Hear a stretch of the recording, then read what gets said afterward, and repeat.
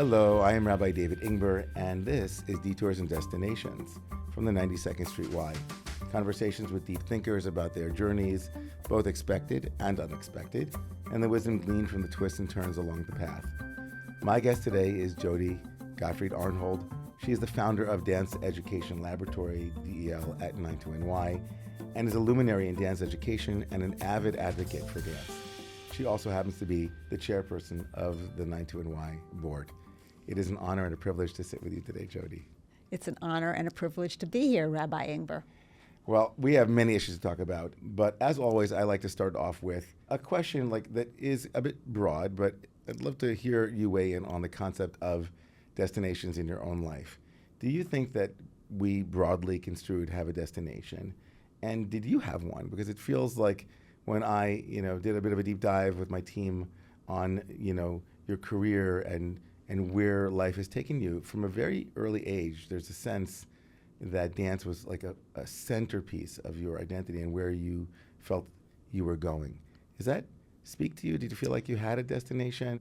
I think that destiny might be a good word for me in dance. It started early, very early. When my mother took me to the JCC to see her dance class when I was about 3 years old, and it continued at the JCC with the beginning of my dance, tap and ballet and all kinds of costumes. And, I did everything. I had piano lessons. I went to a wonderful art studio, Miss Udisky. I remember it. I don't think it exists anymore for art, but it was dance that grabbed me. Dance grabbed you. Dance grabbed me. I loved dance from the very beginning. I loved to dance. I loved my dance teachers. I loved my dance school. I loved dance. I think it was sort of my identity, always. And I held on to it through lots. Well, I want to hear how it started even more broadly. So 3 years old, take us back a little bit into the family that you're born into and where you're born and where that first dance class was. And you did mention that it was your mother's dance class. So give us a little bit of context, the soil in which that seed was planted, as it were. Well, it was in Washington, D.C., which was an interesting place to grow up in those days, kind of a southern place, let's say. And I think my mother wanted dance for some kind of cultural reason. She liked the community. She liked the people. It was an ecumenical community. And that appealed to me, too, the people that were involved in dance in Washington, D.C. at that time. And, I had this beginning at the JCC and then found my way to modern dance. My first teacher was Batya Heller, and I performed with her. I was the lopsided Christmas tree in the lopsided Christmas tree. The lopsided Christmas tree at the JCC? Was it with this, or is this a separate? By this time, she had left the JCC, had a studio. It was not at the JCC. Now, was Batya Heller a well-known modern dance person? No, not really, but she was well-known in Washington at that time. What were your parents doing in Washington? My parents were from New York, from the Bronx. They were neighbors. They grew up across the street from each other. My mother was the best friend of my father's younger sister. And they left New York during the war. My father was with the war effort. They married and left New York, and they never came back to New York. I mean, my sense is they separated and kind of struck out on their own. Separated in Washington. From New York. Separated from New York, separated from the family. They were all over the country. They lived in Blacksburg, Virginia. They lived in Nebraska with this effort, the war effort. Then after the war, they moved to Washington, D.C. And your mom, you said, was ecumenically drawn to the culture of the dance, and that brought you in, and then you said you were also drawn to that, and then your first performance. It was the lopsided Christmas tree. Yeah. And then Batya sent me to Erica Timai when I was 8. And Erica Timai was early modern dance in Washington, D.C. There were 3 people teaching modern dance. Erica Timai, Pola Narenska, and I think Ethel Butler. And I ended up with Erica. And Erica was not Jewish. She was German, but she left Germany. She left Dresden, where she was studying with Mary Wigman, who's a very important person in German modern dance. And already at that point, you had a sense, because of your passion for it, it fit you, like dance. Yeah. I really wanted to do it, but I remember getting to the studio on P Street off DuPont Circle in Washington, And it was a storefront, and going past the desk and past a screen into the class, and there was a bench and a circle of kids with Erica and all kinds of percussion instruments. And I remember getting very shy, overwhelmed and overcome, and they sat me down on the bench and they told me to watch. And I can remember sitting on that bench and being, just unable to stay there. Slowly, found myself in the circle. It drew you in. It drew me right in, yeah. And the shyness dissipated. Yes, that was it. That was it. Yeah. It was like, it was home. It Yeah. was like, this is, Yeah. I'm home, this is me. Yeah. And so that passion, it keeps growing, right? Yeah, and the experience that I had there really was formative. Really, looking back on it now, it was everything that, I do, everything that I think is important in a dance education. We had technique, we had our places, we went across the floor, we learned dances, and then we made dances. The last part of every class was sharing dances that we made. We'd have an assignment, we'd create, come back, share, edit, do it again. So that in a seed, almost like in a fractal of what would become your life, Yeah. all of those pieces are already present for you. And I Yes. just love the image of you, like as a child or any child, being on a bench watching, but the power of dance, the power of music, the percussive element drew you in, Yeah. and aliveness, like there was Yeah. aliveness there. And it was creativity. crazy, and I can see it to this day. There were temple blocks hanging on the wall. They came down, drums, bells, cymbals, the floor, Everything. everything. Everything could be incorporated. We were an orchestra. So you're in D.C. and it continues. You're 8 years old, but you're in this school, and you've taken to it, and then it just follows you into high Yeah. school, into schooling, Right, into right through, education, and yes. does the family form around it? Like Yeah. your family, your parents are supporting Yeah. your dance, Yes. enthusiasm, your dance. Yeah, when we all Vocation. danced. I don't remember the oldest of four. I don't remember my brother Eddie dancing, but my sister Lily danced, and my kid brother PG danced, and he was a very enthusiastic audience member. and A good little brother. yeah, and it wasn't just the dance. It was also, I have my performing career at that time, because Erica had the school, but she also had a company. It was a company of adults performing for children, and they always needed a child. That was always me. So you were a child performing with adults for children. For children, in very early, excellent children's theater. So Yet another piece of your ultimate destination.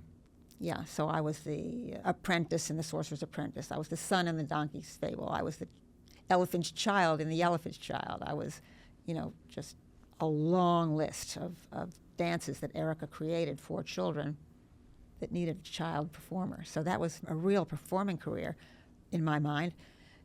Did you think that you were going to be Yeah, I think I performer, or did I you think think you were I gonna always thought create- I think I always thought I was going to do that.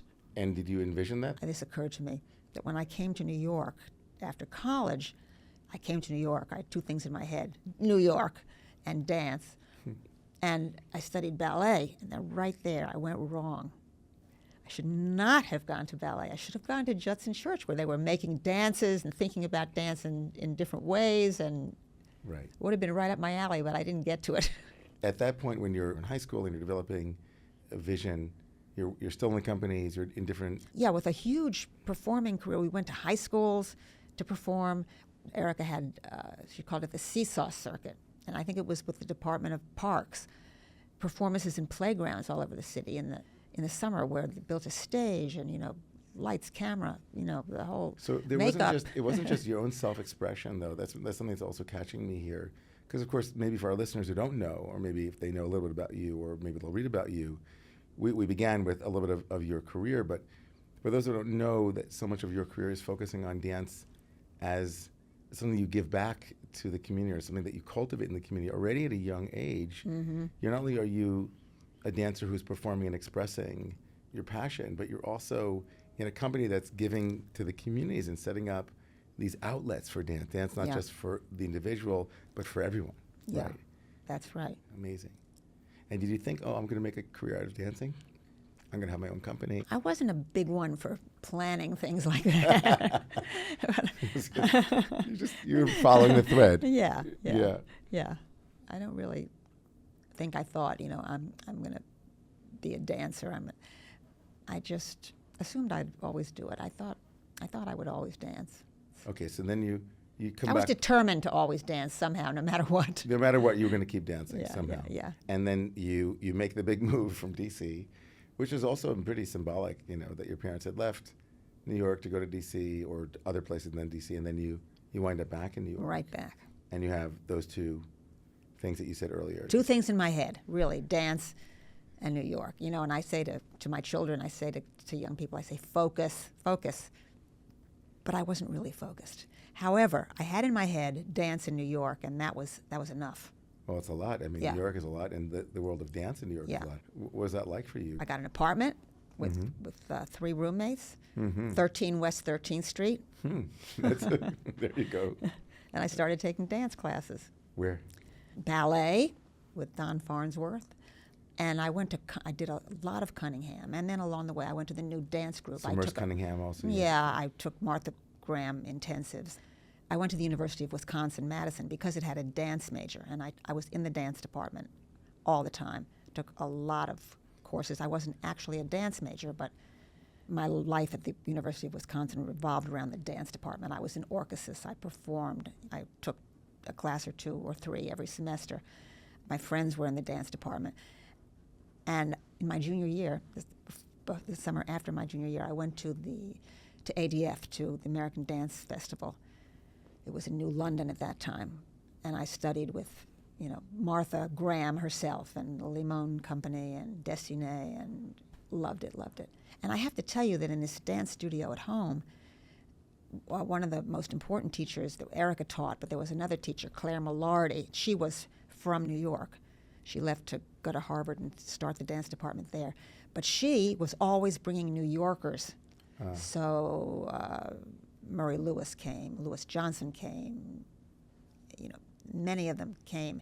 And she was always talking about Jose and Martha, and, so I was hearing all this. First name basis. Yeah. I was hearing that. So you knew that New York was a hub and a center. And then I went to ADF and, How many programs? Was Wisconsin the first one to have? First dance major. Dance major. Yeah, in 1926. Oh, wow. Yeah, Margaret Dobler started it. She was a gym teacher, and she was sent by the visionary head of the physical education department, Blanche Trilling. She was sent to New York to figure out what dance at the university looks like.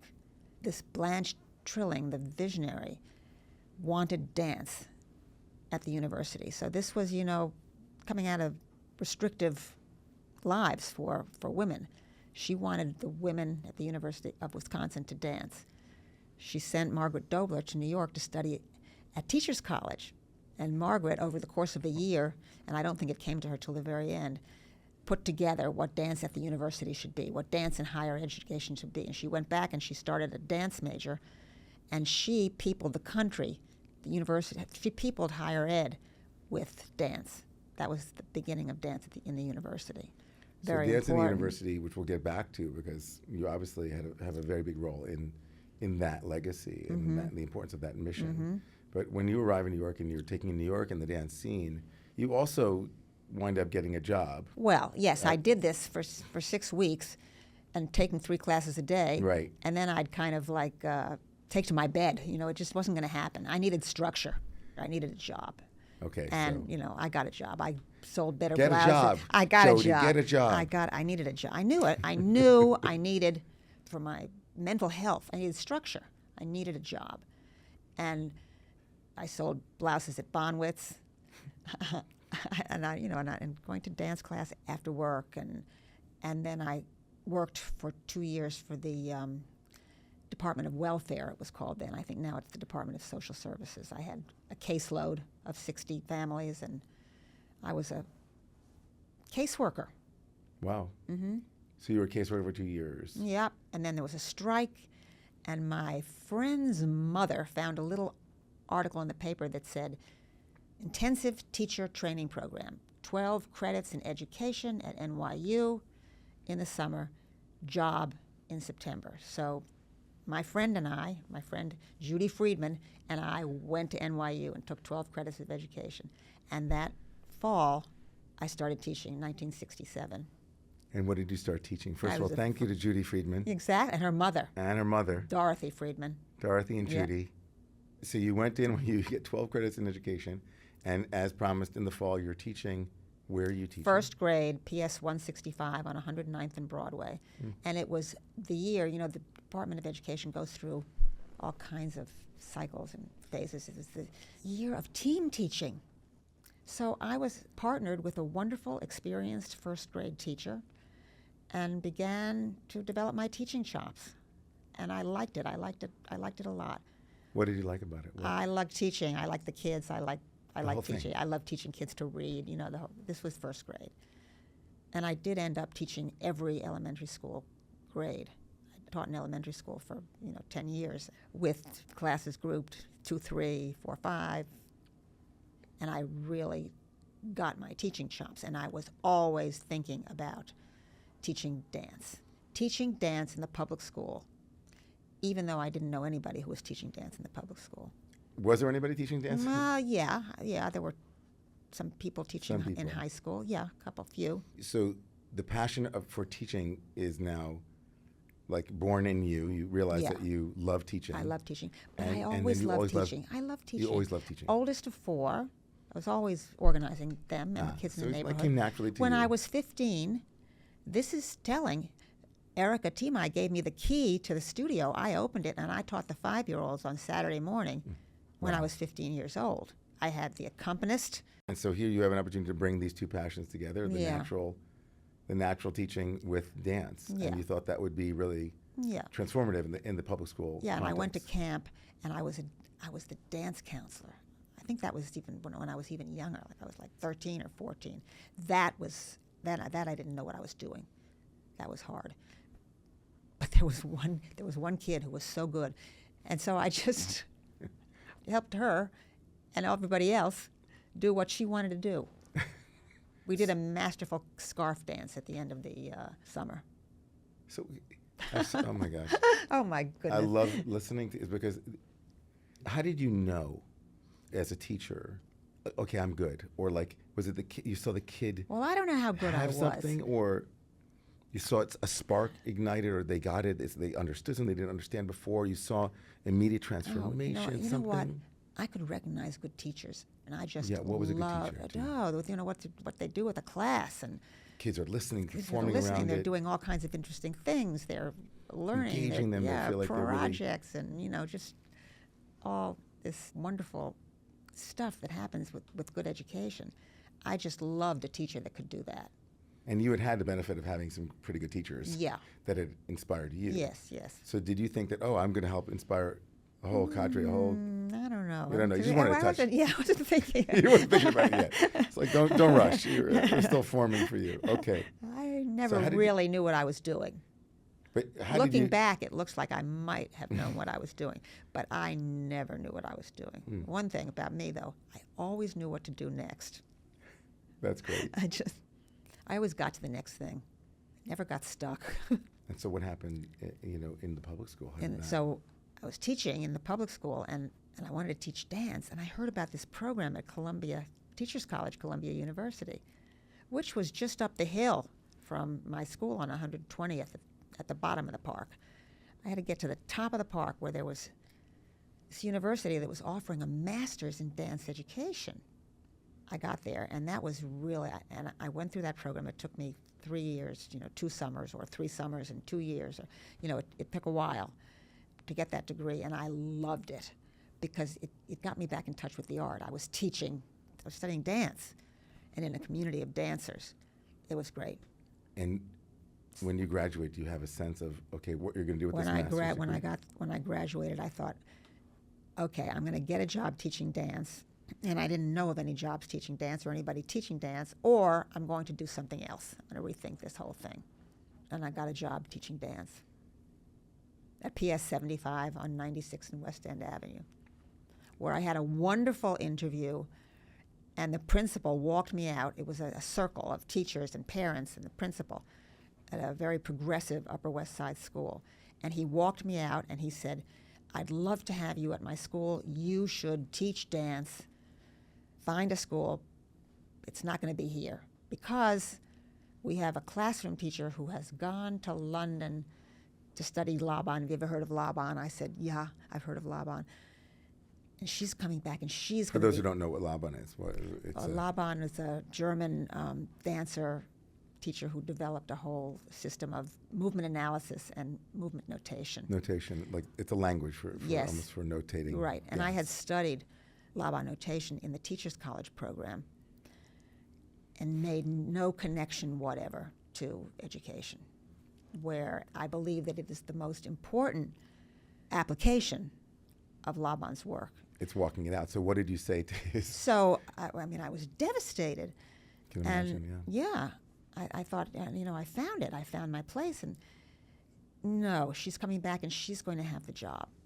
He said, but you're going to do this. And then before Labor Day, he called me and he asked me if I'd ever heard of Ballet Hispanico.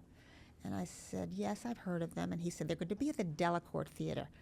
I'm setting aside tickets for you. Go see them. So I called my mother. I said, I'm not coming home for the Labor Day weekend. And I went to the Delacorte to see Ballet Hispanico. And then he called me after the Labor Day weekend, and he said, what did you think? I said, oh, they were great. I loved it. Thank you so much for the ticket. And he said, they're going to be at our school with an NEA grant in September, and I want you there too. We have this other teacher, but would you consider teaching in the classroom, moving desks? And I said, yes, I'll do that. So I got there, and I met the other teacher, Joan Sachs. She said, who are you? I said, I'm Jody Gottfried. I'm the dance teacher. And she said, I'm the dance teacher.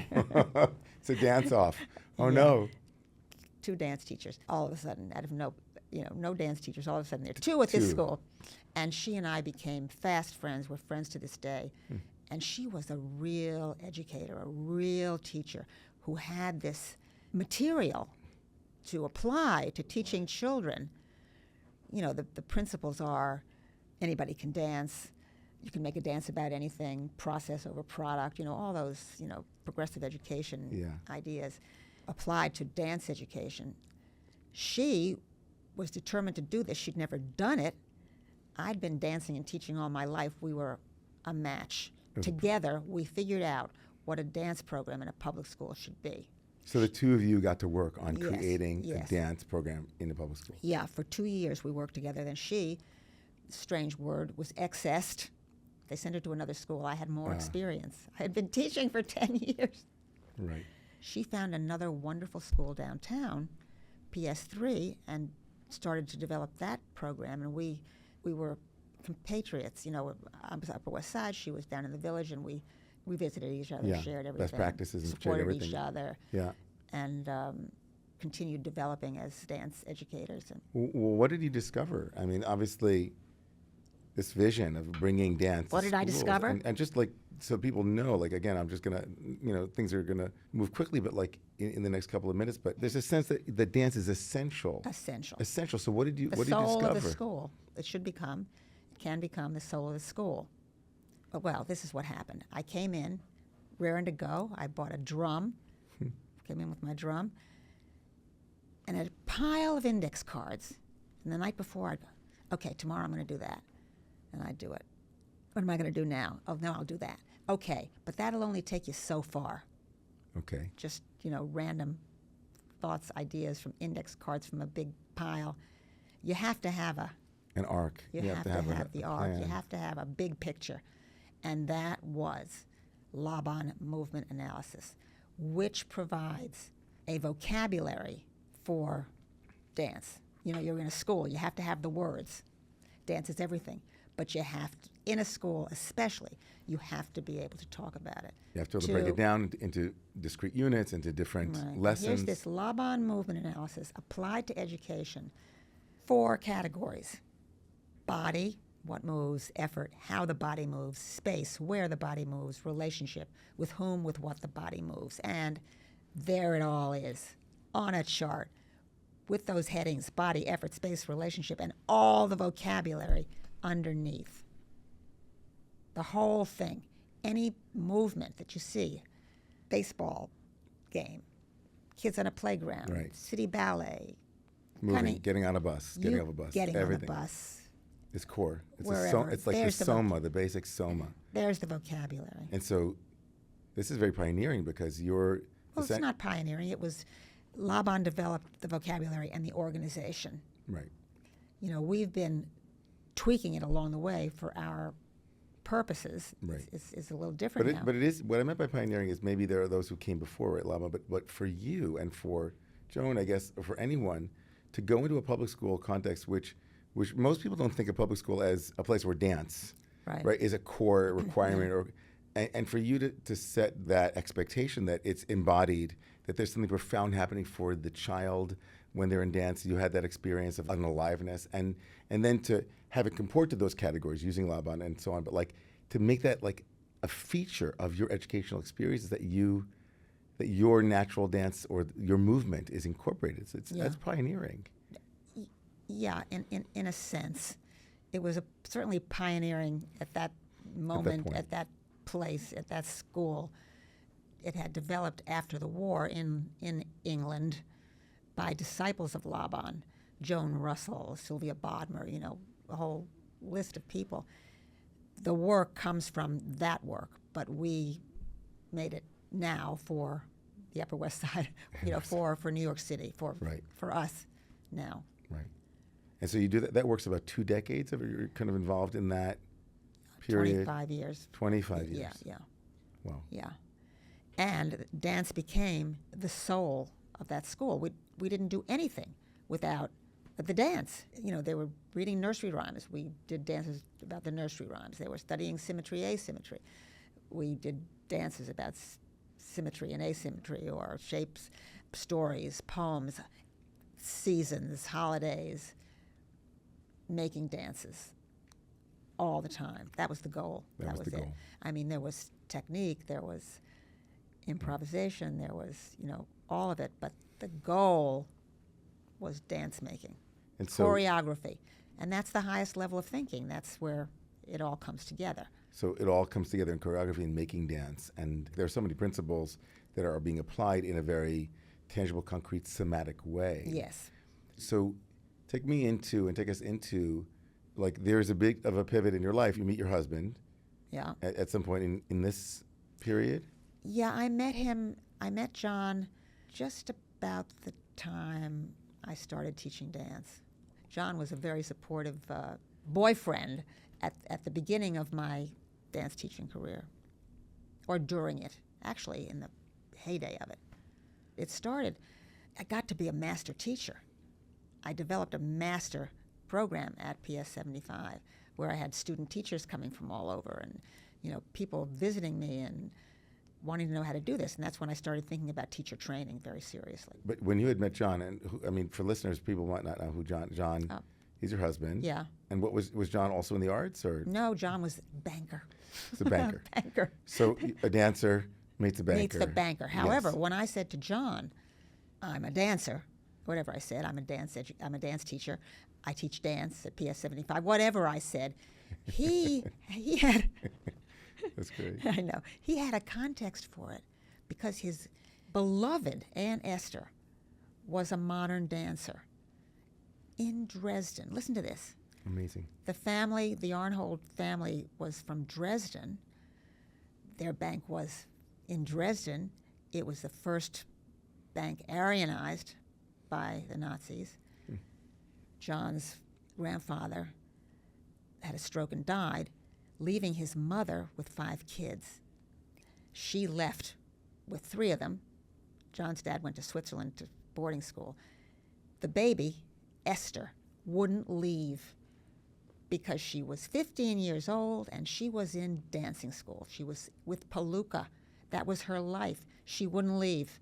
They all left. She was left there all alone until it got so bad. Her mother says, you come now. And she left. And, they all made their way to the United States. But Esther was a real modern dancer. I came to find out after, studying the history. In Dresden was there was Gret Palooka, and there was Mary Wigman. That's the beginning of German modern dance. It's a parallel movement to American modern dance, pretty And much. so when John heard that you were a He dancer, heard dancer, he knew what that was. I always think that he knew, but certainly somehow. your passion for dance and that it had become a calling, and that teaching was such a core piece of it, and being a master teacher and knowing that there were children and others that needed to be introduced to this. Yeah. And so John, as you said, was It very resonated supportive. with him. Yeah. And it resonated with First him. of all, John could have been a kindergarten teacher. Always wanted to be a kindergarten teacher. Really? Yeah, to this day. And I Really? think that's why he's so bonkers about our grandchildren now. That's what he loves. So- and here I was teaching them and teaching them dance. So, it. And so your passion for dance becomes also a great source of what you want to bring to others, right? Yeah, Not just, yeah, yeah. And so tell us a little bit about how this also became part of your life's work at this, after 25 years of teaching, and you have John's support, and you're now capable, been blessed to be able to also Yes, think and in terms still of teaching. philanthropically, how and do you having support these children, things? my babies. I had my babies. I'm still teaching. I went back after Paul was born, after 3 months after Julia was born. I had a sabbatical, but then I went back as a mentor teacher. I was, no thought at all of leaving. And I think what happened is I had a taxi accident, and I had to stop. I had to We're rehab going to call myself. this a detour moment. 'Cause Detour, you have a and big that's detour moment. A light goes detour off. Big detour. moment. My kids are little. I have this accident. It really took, 2 years of rehab, and that got me out of that day-to-day teaching. And then by this time, I had developed a whole way of training teachers. I got a little grant that put me in a book that described the dance program at PS 75. And if you're interested in that, you can call this number, and you can come see, or Jody Gottfried can come visit you and help you get started.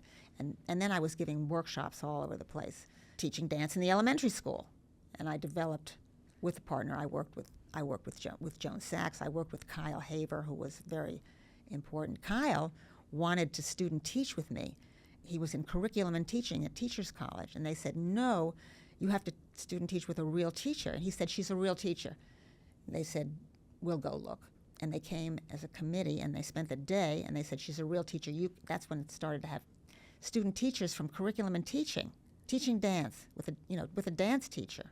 That was big. That was big. Yeah.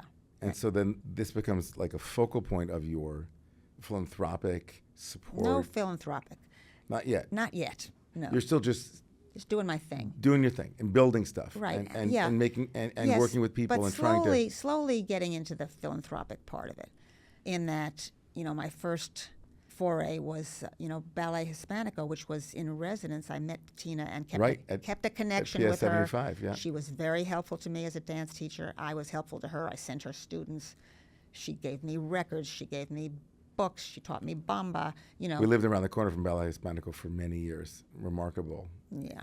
And then I went to a dinner party with John, and I sat next to this man who said, have you ever heard of Ballet Hispanico? I said, yes. His wife was on the board. And lo and behold, they asked me to be on the board of Ballet Hispanico. And I literally said, what's a board? Literally. But I joined that board, and I learned, I ended up chairman of the board. There's a theme. That's where I learned to build something. With Tina Ramirez, the artistic director of Ballet Hispanico, then the executive director, Verdery Roosevelt, and the development director, Maggie Grove, we built it. I would argue, just listening for the past 45 minutes, that you learned how to build things as an 8-year-old sitting on that bench and watching, Erica, and that remarkable way of creating a company and becoming a choreographer. That to be a leader as you are, and to build something is to be creatively using all of your resources and all of your people. There's not one person that you've not mentioned. You remember each person, and they made an impact, and they were each your dancers, as it were, and you were helping sculpt. So you don't know what a board is, and now you're the chairman of the board of Ballet Hispanico. Well, it took a little while. I joined the board, and took a little while. And then you built it. It was a little board, and we were in a back room. It became a big board in a big room, and we literally built the building. Built that building on 89th Street, took over the horse stables on the Upper West Side. And built it was always on the Upper West Side. It was always, the culture, the Hispanic culture. It was always a professional company, an outreach program, a school of dance. It still is. all of that. So those are the beginnings of your building, and then you begin to Then have a vision, and we could probably say the vision is that every child should be educated to dance, right? Or every That's true. If somebody had said that to me, I would have said that's true, but that wasn't yet my big idea. when did Then when did that your big I idea? got to the why, and I was, a mother in the nursery school, and, I tried to bring dance into that nursery school then, and I failed, but I didn't fail this time. There's dance there No, now. we know now, No, yes. no, now there's dance there. But I'm the one that could not leave when my kids left. My mentor at the Y, Janet Fisher, asked me if I had any interest in being on the board. By that time, I knew what a board was. I joined the board of the 92nd Street Y, the big board of directors of the Y, at the same time as Joan Finkelstein, who was the Right. new head of the dance department and a very brilliant person who I was very happy to attach myself to. And Joan said to me, what are we going to do? What are we going to do with this dance department? And we had a meeting, about 35 people from all over the city, leaders, movers, shakers, and dance. I mean, there were a lot of ideas. And at the end of the meeting, Charlie Reinhardt, a very great modern dance visionary, said to me, what do you want to do, Jody? And then I walked out of that meeting with Joan, just me and Joan said, what do you want to do, Jody? And I said, I want to train teachers. And she said, oh, that's interesting. And then she, because of the mind she has, immediately gave a whole rationale of why we should train teachers at the 92nd Street Y, how it fit into the history. And then I started to get nervous. Seeing my work go right down the drain. She was going to train the teachers. I wanted to train the teachers. So I was thinking about this just, yesterday. It came to me that really everything that I've done has been to do my work, just to do my work. So I said, Joan, come to my apartment. I want to show you my work. So she came over to our apartment, and I laid it all out on the dining room table. The charts, body, effort, space, relationship, the lesson plans, the 25 pictures. years of your work. The whole thing. I laid it out, and she said, whoa, this is really very interesting. Okay, let's do this. And we went to the head of the Y, told him what we were going to do, what we wanted to do, had to have his blessing. And he said, you mean you want to do this even if nobody comes? I said, yeah. Okay, do it. So we started, we gave one workshop. I did it with still my partner, Ann Biddle. We gave a workshop we made the Thunder and Lightning dance. And we had a room full of people. It was fantastic. And then Joan said, next year, let's have a course. By that time, the name had come to us, Dance Education Laboratory, Dell. That next year, we gave a year-long course. It was, 20 weeks with 7 weekend workshops. We had 25 people, and that was the first class. People came. That was 30 years ago. And in that class, and in the next 2-3 years, are all the leaders that are all over the city now. And so you, from that passion Yeah. and that vision, and even if nobody comes, you've seeded teachers Yeah. all around the city who are Yeah. teaching. Well, that's been dance. going on. That's been the catalyst for everything. The Dance Everything. Education Laboratory at the Y has been the catalyst, and it's still going on. It's morphed. It's changed. It's, went online during COVID. We found out we could teach dance online. What could we do that was successful? We could build community, and we could give the information. And we just kept right on going and used technology 100% to our advantage. Can't go back from that. And then you also went back to Columbia, to your alma mater, where you Well, yes, trained then as I a started. master's. And Yeah, that wonderful, wonderful program was eliminated. No more masters in dance education. What? I started having lunch with the president, Susan Furman. Every 3 months we had lunch. Every 3 months I said, put that program back, until one day she looked at me and she said, we're not putting that program back. You have the masters at Hunter. We can't compete with that. It's a public university. we'll start a doctorate. So, that happened. It's the only doctorate, we think, in dance education now in the country, in dance education. But I've skipped the whole thing, the whole progression, from Dell to the people that came out of that program to the Department of Education, where Joan, after 12 years at the Y, went to head the dance program at the Department of Education. And her first charge was to write the blueprint for dance education, K-12. And Tina Ramirez and I were the co-chairs of the committee. We worked all year, bringing in every constituent, every interested party in the city to develop this Bible of what a dance education in the public schools is, pre-K to 12. So all it's of this masterpiece. work. It's a masterpiece. Yeah. So it's from Dell to the DOE. From Dell to the DOE, and then eventually to all this work at the DOE, all kinds of stuff happened, all kinds of brilliant people. And needed a master's degree. We needed a pipeline. So I went to my mother's alma mater, Hunter College, and my Aunt Fritzy and my Aunt Ruth and my cousin Rachel. They all went to Hunter. I told you they were all from New York. Right.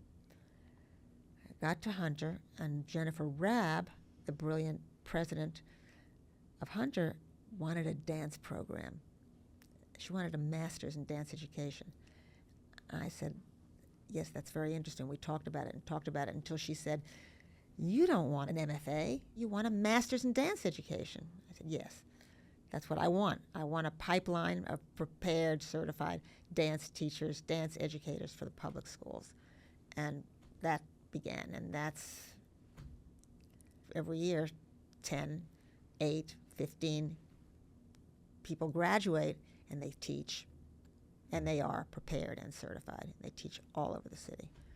Was it hard for you to move? Like, what was the sense that all of a sudden that you went from, okay, I'm a teacher, and I'm trying to move the needle, and all of a sudden you had financial capacity to move the needle? Was there a sense of, like, burden, like there's so many things that you want to support and so much that you want to do, or wow, I can really make a difference now. I can do something that will move the needle. Well, I've said this before. I really don't think of myself as a philanthropist. I really don't. I'm a dance educator, and with this idea, and everything I do is related to getting that idea accomplished. But in the perfect world, people who have great ideas can also help underwrite their great ideas. That's a marriage made in heaven. Pay to play. Exactly. Yeah. So you were able to actually manifest, not just you have a great idea, but you help make it real in a tangible way. Well, and also that John supported me. Amazing. Every step of the way. He likes it. He likes what I do. Well, that's, how lucky is that? It's everything. Yeah. That's everything. That was really lucky. So just thinking to myself about the remarkable legacy, and I'm thinking, well, what's animating it from a bit of a higher perspective from you? Like finishing these sentences, like if there are more children who are exposed to good dance educators, if there's more dance in the public schools, if there's more dance in the world, what does that look like for you, Jody? I mean, we have a better democracy. We'd have a better democracy. So I just wanted to ask about that, because I think arts right now, just to bring us into the current moment, like there's certainly some who might listen and say, like, really, is that what we need, more dance in the world, or more liberal arts education, that kind of thing? But we know that this is connected to human flourishing. This is connected to human beings' ability to express themselves. It's connected to many different pieces of the human experience. Like, what's the piece here for you that, like, a world that has more dance in it and more access to dance is a better world? Is a world with better citizens. Mm-hmm. Can you walk us through that? Yeah, tell us. Well, dance, it's education, and it's arts education, which completely parallels, going back to education. The agenda of the dance education program is the same as the agenda, the purpose, the reason, the rationale for education. And what it builds is all those things: creativity, cooperation, conflict resolution, problem solving. A kid who dances is a different kid. A class that dances together, that makes a dance together, is a different class. A school that has these classes is a different school. It affects the community. It really does. And it's just a powerful tool for education. But you can't stop just with the technique. It's not steps. It's not about steps. It's about dance making. It's about choreography. And, the blueprint, takes you through it. It's the blueprint, the strands of the blueprint are dance making, dance literacy, making connections through dance, dance and the community. Dance is lifelong learning. My daughter, she was 15 years old, at high school. We were having lunch, and she leaned into me, and she said, really serious, Mom, I know what you want. Like she had figured it out. I know what you want. I said, what do I want? And she said, you want every child to dance whether they want to or not. I said, yeah, that's it. Nobody asks them if they want to take math. Right. Dance as unconditional. Yeah, everybody should have a dance education. Dance. Yeah. So do you still dance? Do I still dance? Yeah. Well, in my dreams, I sure do. Well, I just want to say for listeners who might hear there might be a sound that will come through even if we edit. We don't know, but there's a sound of squeaking a little bit, and that's your feet are continuing. My feet don't stop. You never stop moving. No. You're dancing all the time. Yeah. No, and I teach.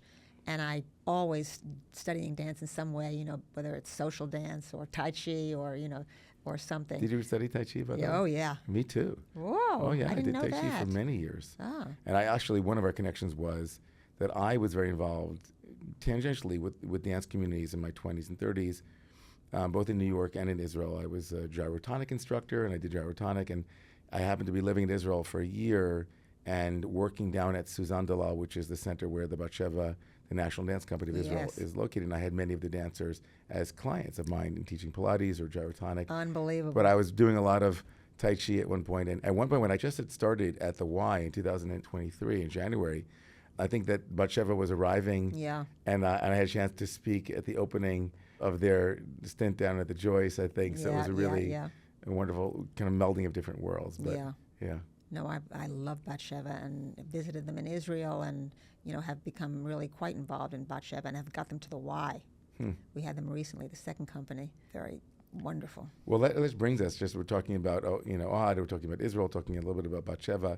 And we don't have to go directly into anything in the current moment related to overt politics, but obviously you're speaking, when you talk about democracy and talking about having a better democracy, and we'll put into the liner notes of the episode, a remarkable address that you gave at Columbia University. And in it, you articulated a number of really important pieces of what you kind of touched on a couple minutes ago about the power that dance has to create citizens where freedom of expression and freedom of articulation is there. So maybe speak to, at this present moment, the kind of the world that we're living in terms of what we need to remember. You told the students to remember a couple of things very clearly, and maybe you could share with our listeners. Well, I remember I said, have a big idea. Have a big idea. Have a big idea. And, with Dell, that was the beginning of the big idea. Dance for every child. And now the T-shirt Dance says for every child. Dance for every child. And what would a world look like where every child was dance literate? Yeah. Well, people be able to talk to each other and figure things out and understand that there's more than one way to do something and, come up with something together, create. Children, people that work in that way. They have a different skill set, a different toolkit. Yes. It's amazing. And I also said in that speech, in writing that speech, I thought about all the mentors I've had. And something that I always say to young people, find a mentor, be a mentor. Even now, you have something, play it forward. And, everything is developmental. College students who are studying dance are not thinking about teaching. They're thinking about dancing. They're thinking about choreography. But I think that they should all understand dance education because some of them, it's going to really resonate with them. It's going to take over. And all of them should know because all of them have to be prepared to give back. Where did they come from? Where did you come from? Who were your teachers?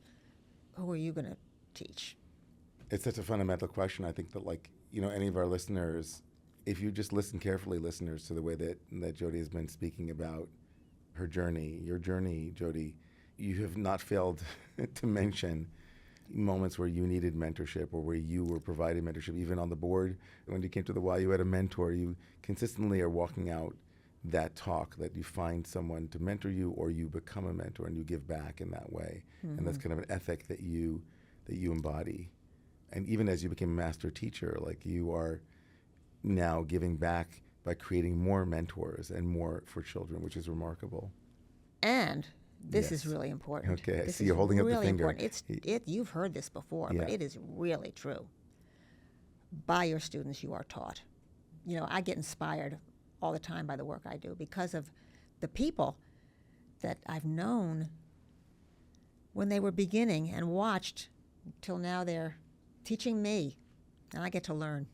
It's amazing. Like there's a phrase in the Talmud, "Mikol melamdai hiskalti," that I've learned from all of my students more than I could ever have studied. Right? Like Yeah. "Mitalmidai yoter mikulam," that my students taught me more than any other. Yeah. We have that also from our children too. That there's a way that they show us things that we wouldn't have seen, and having that feedback, having those mirrors.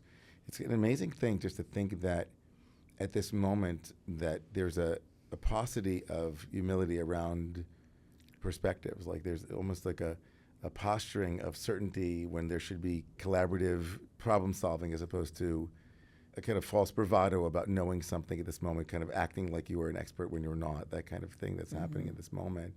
And dance provides a kind of a model of how one is listening, even as one is moving, one is also adjusting.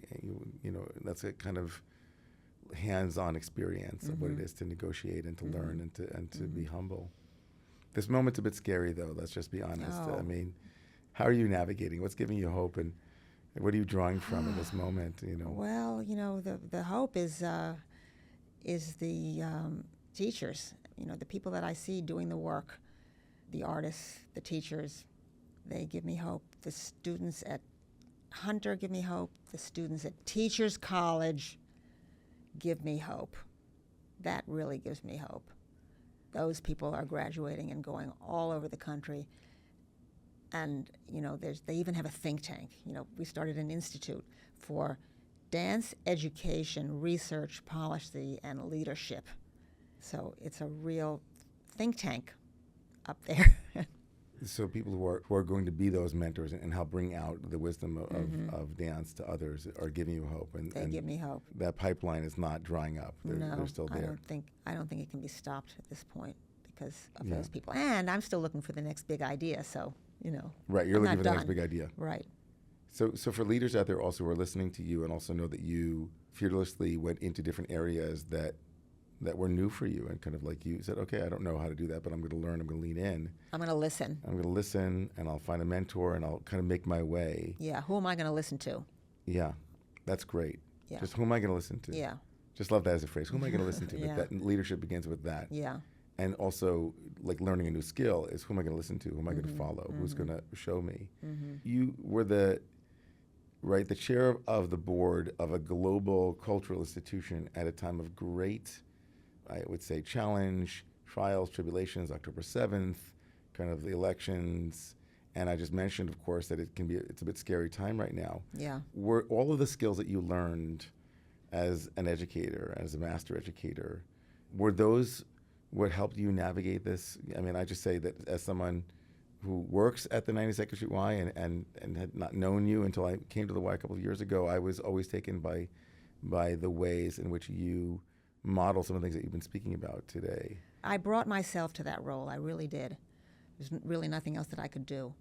And, you know, maybe somebody might look back someday and think, you know, she was different. Because I'm not a corporate person. I'm not a corporate person. You're an artist. But I'm a teacher. strategic person. And I really have loved every minute of being chair of the 92nd Street Y. I was surprised when I found myself chair of the 92nd Street Y, but I've loved every minute of it. One of the encounters that brings a smile to my face every time it happens is when I see you at the Y outside of a dance class or there to be with your grandkids, right? Just like you said about John, that he would have loved to have been a kindergarten teacher. Yeah. You're still a teacher. You're still in the yes, I'm classroom. still You a still love teacher. being around children. Yeah, no, I'm a teacher and I'm a dance educator and a dance advocate. And I want the dancers around me that can hear my mission and find a way to find their way to help. So should we all be going to take a dance class? Would that be like a good next step, as it were, so to speak? Like everybody get out there, take a tap class, you should go to your kid's school and say, who's the dance teacher? We don't have You don't have you a don't? dance teacher? Well, have we got a... Yeah, well, get one. We can help remedy that. Yeah, do that. Exactly. Then go take a dance And class. go take a dance Yeah. class. Well, I know that... First advocate. First advocate. Yeah. Right. Well, I just say that it was a pleasure talking to you. I just... there's a warmth that you exude, and there's a approachability and accessibility. You're really just like that 8-year-old, just being drawn to the light, being drawn to something that inspired you, and something that, I think a lot of us at the Y would love to see you with that drum, taking it off the wall and getting us moving a little bit. Yeah, maybe I'll do that. Yeah. Who knows what the next big idea is, but I think that just Exactly. listening to your story, there is a real clear sense, I think, that anybody who's listening to this, that once you find that next big idea, that it'll be something that you'll be passionate about, but also that will help others in a profound way. Well, recognize your passion. That's my advice. Free advice. Recognize your passion and go for it. Find a way. Well, we just want to say thank you for Thank your you. passion and for your legacy that you are leaving as you're living it, a legacy of teaching and of following your passion and inspiring others. And it's pretty remarkable, Jody. Well, I'm trying to think of what I left out and whether this could possibly have made any sense. I think that it made a lot of sense. I hope so. Yeah. Thank you for being with us. Thank you.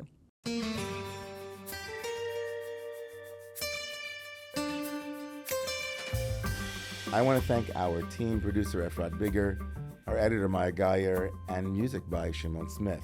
Thank you to the 92nd Street Y, and a special thanks to Eden Sidney Foster.